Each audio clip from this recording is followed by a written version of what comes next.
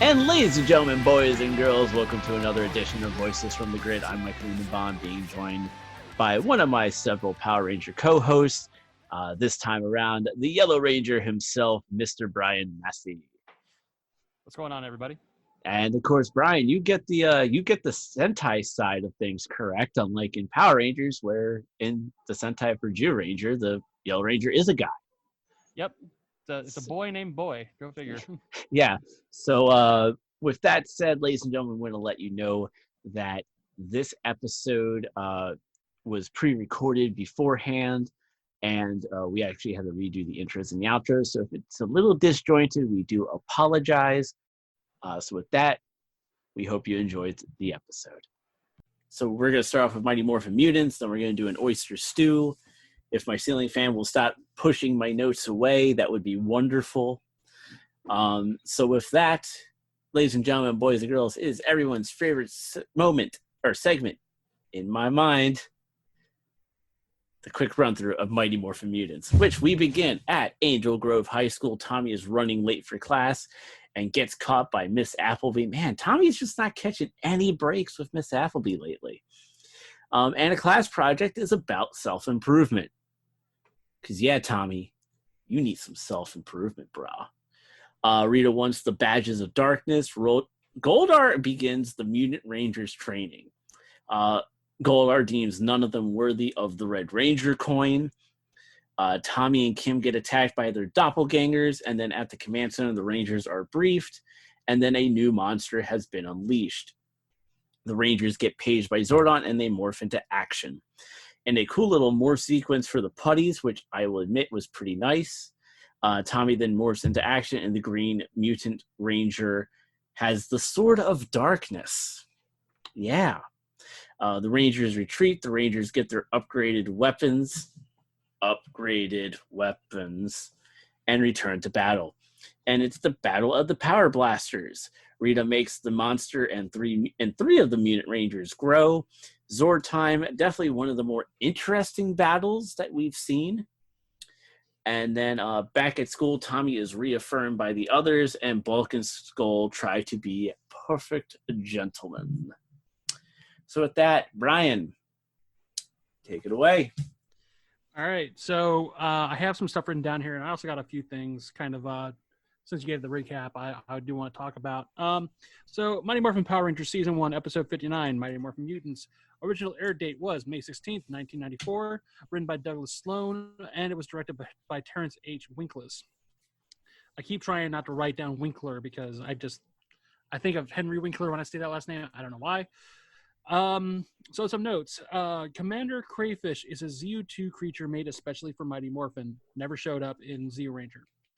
The Mutant Ranger weapons are actually the untransformed versions of the legendary weapons from Zeo Ranger. Mutant Green uses the Sword of Darkness since there was no powered down version of the Zeo Soken or the Dragon Dagger. Funny enough, if you watch the intro for Kyoto Sentai Zeo Ranger, these are the weapons that they're holding when, Yuta's holding the weapon in the intro, like when they're not morphed. Those are the same weapons. Yep. So let's see here. Despite being the same, the upgraded power weapons are confirmed to be more powerful by Alpha 5. They look exactly the same, but they're just more powerful. At the very least, they're not sparkly and like glittery. You know what I mean? We'll get there. We'll get there. Tommy receives a new Dragon Dagger, making the possible loss of the original one in a couple episodes ago a moot point. You know how he was going to lose the Dragon Dagger by, trying to free the Rangers? Apparently, Zordon could have just been like, oh, man, that sucks. Here's a new one. Here you go, brah.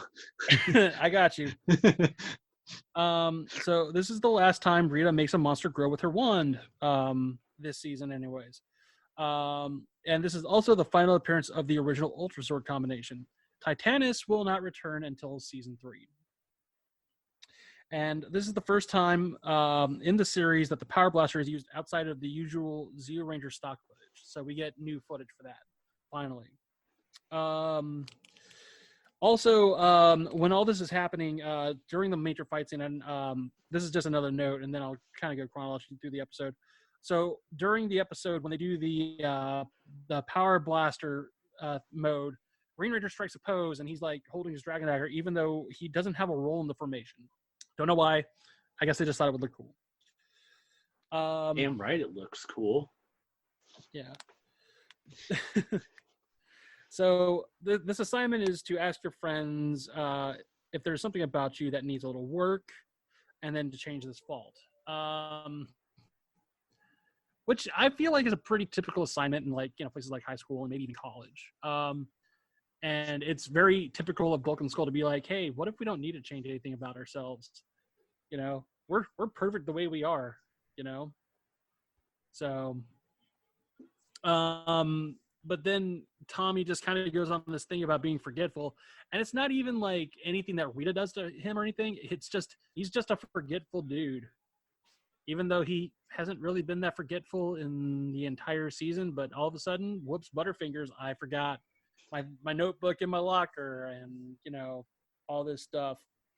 So Billy, I mean, one thing that you can put that into play on that one is kind of like when they did the game show episode where Tommy had the karate competition and Kim was doing the trick or treat contest, and they both had to essentially forfeit their contest because of being a Power Ranger, and right. You can easily say, in a way, it's like Tommy's forgetfulness is just the stress of being a Power Ranger catching up to him, in a way. That's fair.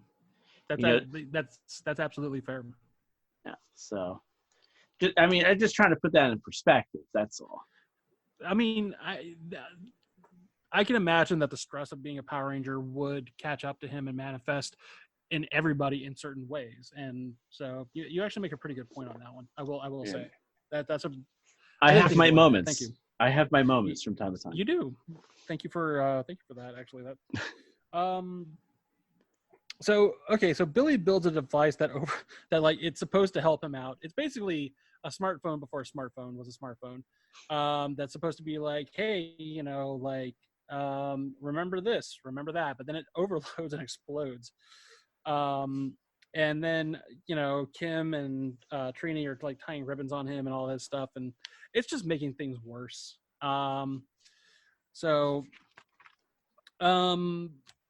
Let's see here. So this episode, and I do kind of want to let you take the lead on this on the fight scene, because I think you might remember a little more than I do.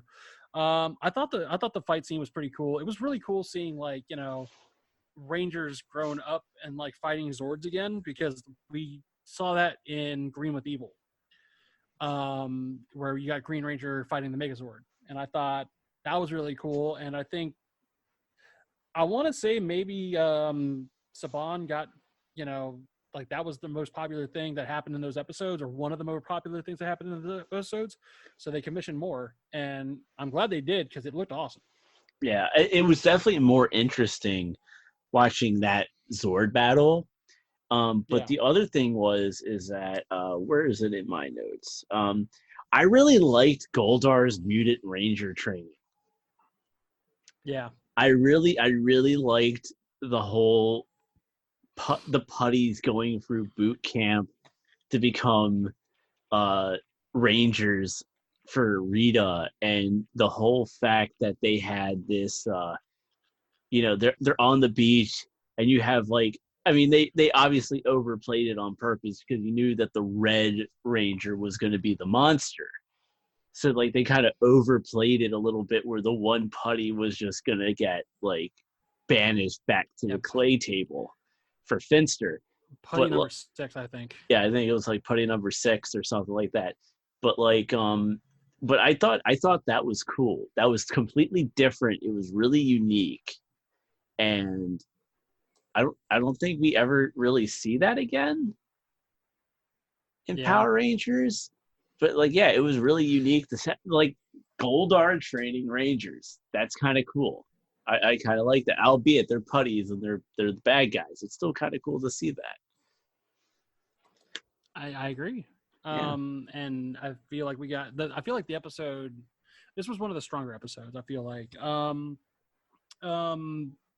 And my notes for this episode, I mean, I don't really have anything prescient to say about it. I mean, I do know at the very end, like Bulk and Skull are walking around, trying to be a typical gentleman, and they're gonna give Miss Appleby a gift, and she's like, "Why don't you open it?" And all of a sudden, there's like a silly string bomb that goes off, and I was like, I don't even know how that works, but okay, like how do you rig a silly string bomb like that? But um, it's just typical Bulk and Skull for the ending. Yep. Uh, but yeah, I again, like the training and the Megazord fight, I thought like those were the most standout things about this episode. I really liked those. Yeah. And I mean, is there anything in particular about the fight itself? Like, I think what was it? It was the crayfish like sat up on the shoulders, and like they said something about how oh no, our blasters can't reach. Our blasters can't reach him now because he's too high up. And I'm like, aim higher. Like the Megazord aim its arm up like a little bit more and shoot him in the head. Like, Yeah, I also liked how the crayfish used the other Rangers for ingenuity for battling the Megazord. mm-hmm. Like that was And actually also basically just so different. It was so like this episode had a lot of uniqueness to it. I agree. And also technically speaking, because he was on their shoulders, and I think he was on like blue and yellows, he was technically making himself into a Megazord. Yeah. So And if I remember right, the Rangers that they used was green, black, and blue.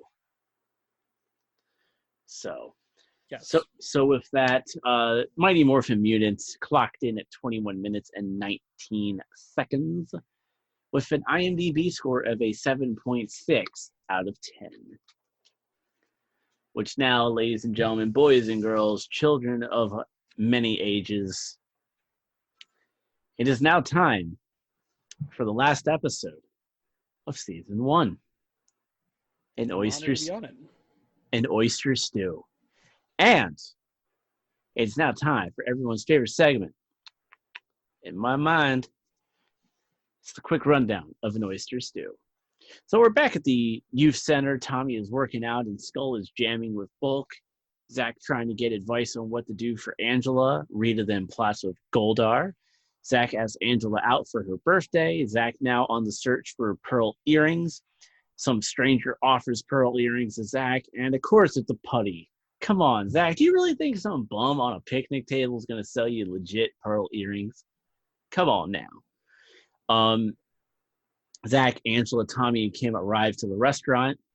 Zach orders all the food. Come on, bro. I ain't having you order food for me. And we hanged out like at the same convention. Same hotel too. If we ever had breakfast, you are not ordering me my food. No. So Jason, Trini, and Billy get a putty attack. Back at the restaurant, Bulk and Skull sing for Angela.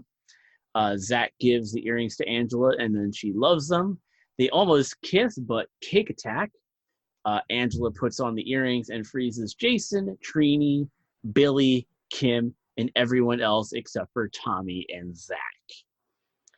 Zach and Tommy go to the command center for briefing. They morph into action. They break the curse, and Angela is pissed. And now for an underwater battle, which is the first for Power Rangers. They destroy the Pearl and anger the monster, which then becomes Dragon Zord time, and they defeat the monster. Back at the youth center, the Rangers celebrate their victory. Zach tries one last time with Angela, and Zach Man gets the kiss from Angela. Finally, 60 episodes later. Good job, Zach. Good job. And that is an oyster stew. Brian, take it away. All right. So Mighty Morphin Power Rangers Season 1, Episode 60, An Oyster Stew. The season finale. Air date was on May 23rd, 1994. It was written by Shel Danielson and directed by Terrence H. Winkless.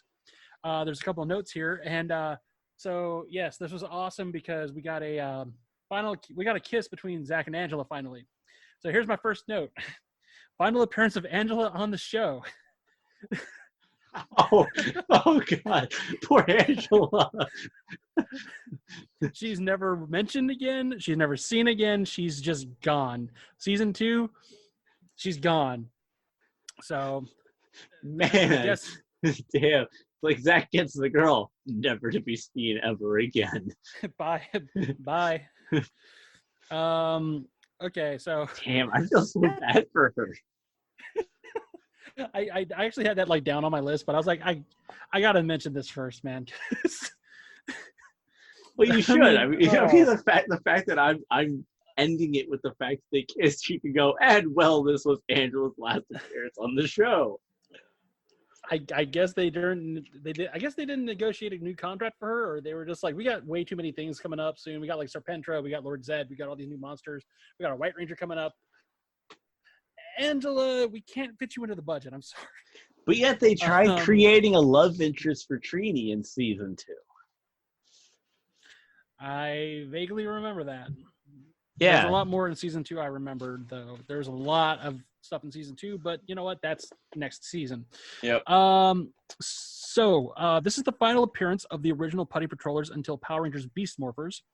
It's also the final appearance of the Dino Megazord and Power Sword until Power Rangers Beast Morphers as well. Obviously, there was that episode where Jason came back, and I think that was actually a Super Sentai movie with. It was mainly about. It was a Go Busters movie, but Kyoryuger and like all the other, like Alpha Ranger and Zeo Ranger were in that as well. But they recently did that episode. I actually watched it and I thought it was really good. We'll talk about that when we get to it. Like how many seasons down the road? 60 years. So let's see here. So this is the only episode showing Zach or any of the other Rangers besides Jason donning Tommy's Dragon Shield, which, by the way, I own this action figure. So do I. Yep. Well, I own the SH Figure Arts, which is the San Diego Comic-Con exclusive. Well, aren't you lucky? I have the Hasbro version, which a lot of people are taking the shield off of and putting like electrical tape on the biceps to make it look like a regular one. I'm like, let's just wait for a regular one to come out. I mean, you know, whatever. God knows I'm probably gonna buy it, right? It looks as though there were 2 shots of Z Ranger 2 footage that were cut from this episode. Zach scanning for the monster using his helmet. This would actually be a concept later used as Rocky's power scanner in Mighty Morphin Power Rangers the movie. And then which we should note, we're recording this episode on June 30th, the 25th anniversary of the movie. Obviously, this episode is airing much later, but I just want to bring that up, the fact that you brought up Rocky in the movie. Yeah. Today is the day of the actual recording, is the 25th anniversary of Mighty Morphin Power Rangers, the movie. It's been 25 years since the movie came out. 1995. Wow. So actually, and here's the thing. So that way a lot of people know this. So the next episode we're going to do is the season 1 recap where all of us get together.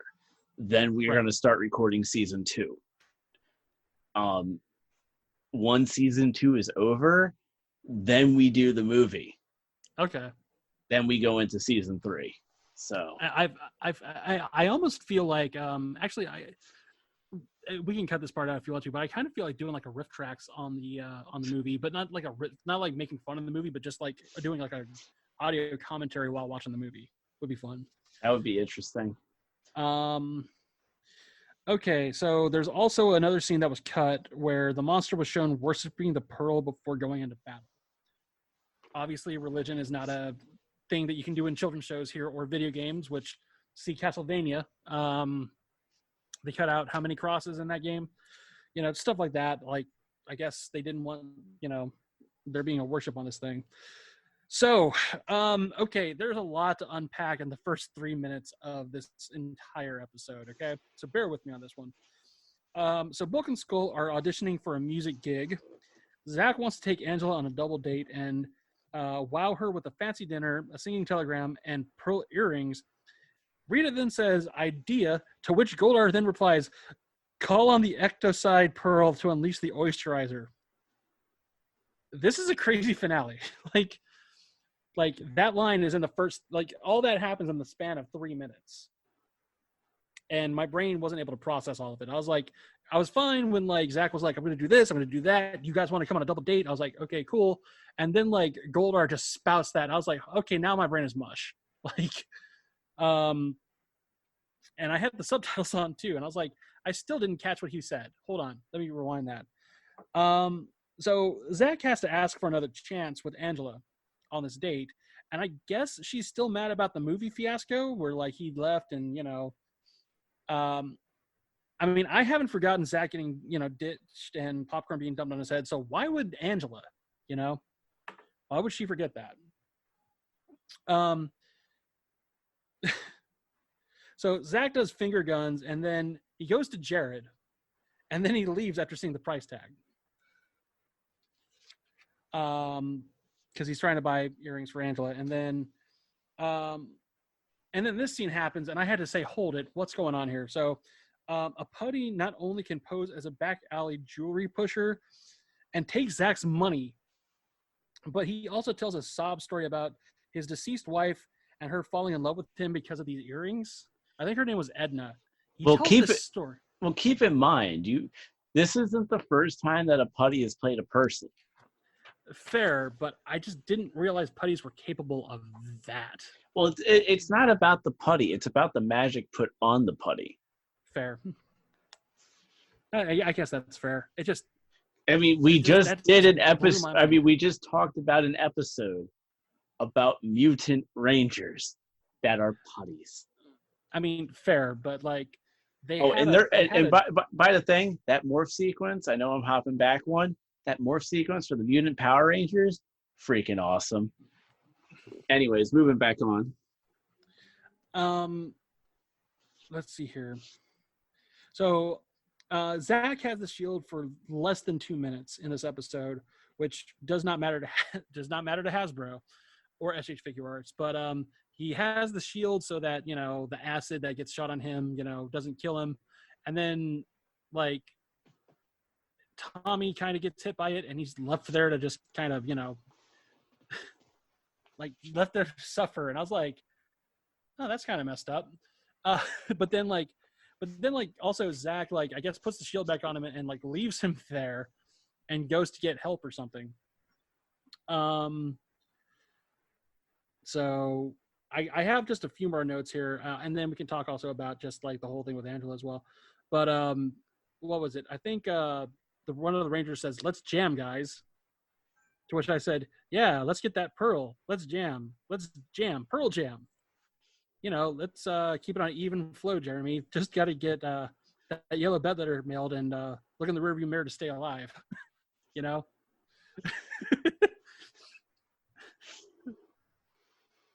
You get it? Oh, I get it. It's a Pearl Jam reference. Really? I would never have guessed. And the entire fight underwater I thought was really cool. But like in my brain, because I was so tired by the time I was watching it, I was just like, oh, cool, an underwater level. I wonder what the music's like. It's like dire dots all up in here. So Bulk and Skull, you know, actually at the very end of the episode, they managed to do something nice for once. And then Skull keeps singing about beans, and I'm very concerned about this child. He ain't getting enough beans in his diet. That's what's wrong. He needs the beans, but like it's like Beavis when he becomes Cornholio. There's just not enough teepee for his bunghole, you know? Yep. I got a teepee for my bunghole. So the finale was kind of satisfying, I guess. But here's the thing. Talking about this finale, because like obviously it ends with Zach, you know, getting to kiss Angela, who then just kind of disappears, you know, gets yeeted off the show. I remember watching. Actually remember watching this episode, and like, I guess I don't even think that they made a big stink about like, oh yeah, by the way, yeah, this is the last episode. I think they might have done like a brief thing or something. This is the last episode of the season, but it did not feel like, as a kid, it didn't feel like the finale, and as an adult, it didn't feel like the finale either. You know Isn't what I that mean? because like a couple weeks later they actually did season 2? Was that what happened? Was it literally that soon? I don't know. Hold on, you know what? I'm Google, We're looking it up now.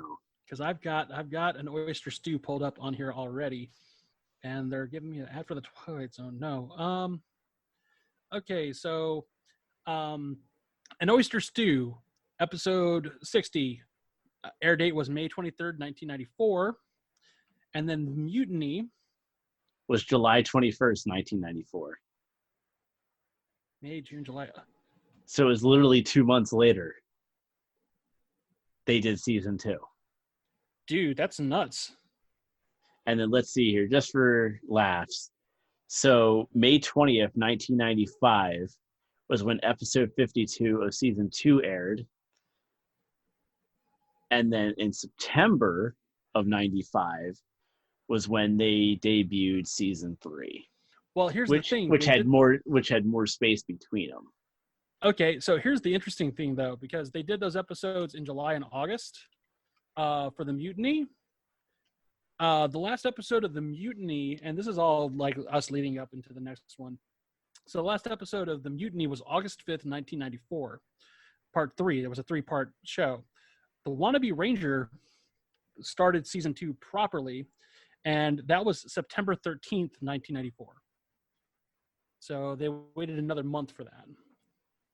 So I feel like what they were trying to do was they were trying to establish, here's Lord Zed, here's all the stuff that's going on, and then they started the season 2 proper.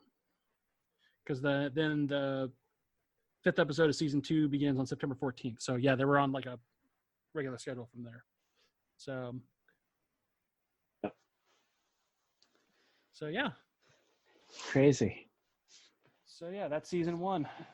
Yeah. This episode of Oyster Stew clocked in at 21 minutes and 20 seconds and came in with an IMDb score of a 7.5 out of 10. Not bad. So not bad, Angela. You were a 7.5 out of 10 for your departure from the show that nobody knew was going to be your departure from the show. That had to hurt for that actress, right? I mean, that had to hurt, because like that show Well, was I mean, already so popular. Also keep in mind, like what we do know moving forward is that Zach and Jason and Trini leave the show in season 2. So like that's probably why. So like they probably knew it's like, all right, we're going to be losing these 3, right? So there's no point in bringing back the love interest. Yeah. So, but with that, that has been season 1. We have finally made it. And so with that, Brian, where can the people find you on the social medias? Y'all can find me on Twitter at One Drunk Geek, where I post updates on the show that I do, which is also called One Drunk Geek, where I've worked on the 100 craft beers that you need to try before you die. I'm also on castwavestudios.com. You can see me on BGN weekly. We've done many episodes over the past 10 years, so please give that a look. And yeah, you can also find me on Instagram at Draken22. I post photos and stuff and, cosplay stuff. So, all right. And you can follow me on the Twitters at the Lindenbaum75, Facebook at facebook.com/X75 Productions. And of course, everything for me is on the website at txhthockey.com. And for the show specifically, which is VFTG, which is the call letters for Voices from the Grid. So with that, ladies and gentlemen, boys and girls. So until next time, grab your morphers. And may the power protect you.